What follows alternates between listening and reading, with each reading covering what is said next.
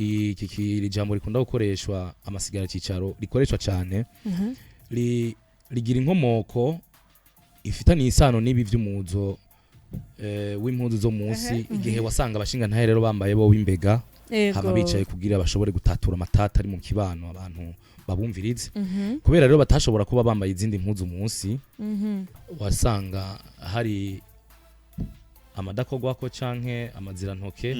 yashobora gusigara ku ntebe bari bicaye kubera umwanya baba bicaye ayo mazira ntoke rero yasigara ku ntebe abashinga ntahe bari bicaye niyo bitwa amasigara cicaro